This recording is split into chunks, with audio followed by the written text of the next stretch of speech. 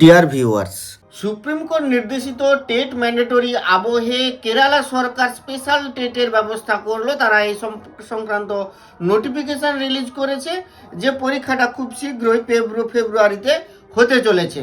এই স্পেশাল টেটটি শুধুমাত্র কিন্তু টিচার্সদের জন্য, মানে এক্সিস্টিং টিচার্সদের জন্য। এক্সিস্টিং টিচাররা এই স্পেশাল টেটটি পরীক্ষা দেবেন।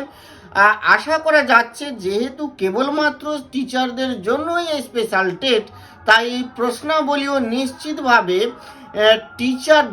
টিচাররা যে পড়াচ্ছেন তার যে এক্সপিরিয়েন্স আছে সেই সংক্রান্ত এমন কিছু হওয়া উচিত বা হবে হয়তো, যে ক্ষেত্রে টিচাররা খুব সহজ বোধ করবেন তার উত্তর দিতে, এবং আশা করি পাসের পার্সেন্টেজ হার বা পাসের রেট সেটা নিশ্চিতভাবে এক্ষেত্রে বেশি থাকবে। তো এ সংক্রান্ত খবরটি কি আমরা একটু দেখে নিই।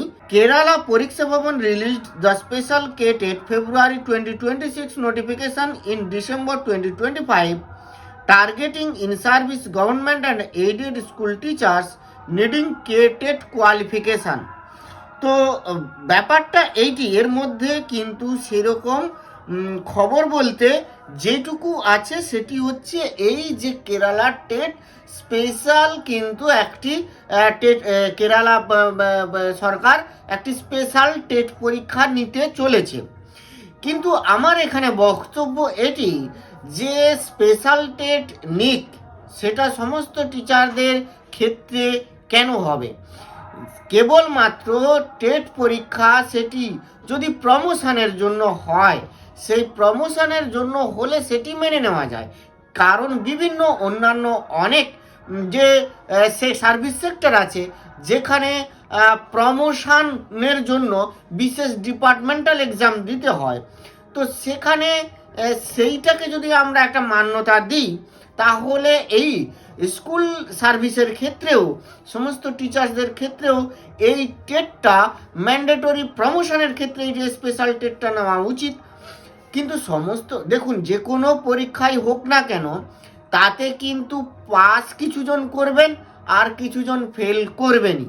ফেল করবেন না একেবারেই 100% পাস, তখন কিন্তু এটা যদি হয়ও, তখন কিন্তু বাইর থেকে একেবারে লেমেন থেকে শুরু করে এভরি পার্সন, অন্যান্য টিচাররাও এমনকি তারা বলবেন ওরা তো কিছু না কিছু একটা করেছে কারসাজি, তাই সবাই পাস করেছে বা পাস করিয়ে দেওয়া হয়েছে। অর্থাৎ টিচারদের যে এলিজিবিলিটিটাকে খাটো করে দেখা হবে, তারা যে সত্যি এলিজিবল এবং তারা যে সত্যি পরীক্ষায় পাস করে তারা তাদের যে দক্ষতাকে অর্জন করেছেন সেটা কিন্তু প্রমাণিত হবে না। ফলে পরীক্ষা মানেই পাস আর ফেলের একটা ব্যাপার থাকছে। কিন্তু এখানে প্রশ্ন, সমস্ত টিচার না হয়ে কেবলমাত্র প্রমোশনের ক্ষেত্রে হোক।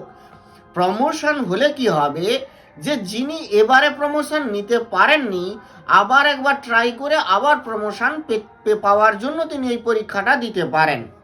তাই এই স্পেশাল টেট নেওয়ার যে চিন্তাভাবনা, এটা যেভাবে কেরালা সরকার শুরু করেছে, তা যদি অন্যান্য রাজ্য সরকারগুলিও এটিকে অ্যাডপ্ট করতে থাকে, তাহলে কিন্তু এটা খুব একটা সুখকর খবর নয়।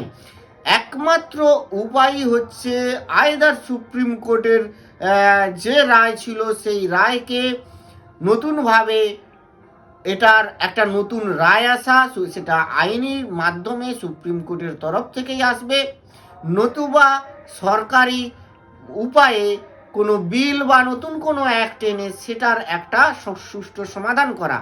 কিন্তু এইভাবে স্পেশাল টেট নিয়ে পরীক্ষা করিয়ে তাকে যদি এভাবে অ্যাডপ্ট করে অন্যান্য সরকার, অন্যান্য রাজ্য সরকার এইসব দেখে, তাহলে সেটা কিন্তু সুখকর ব্যাপার হবে না।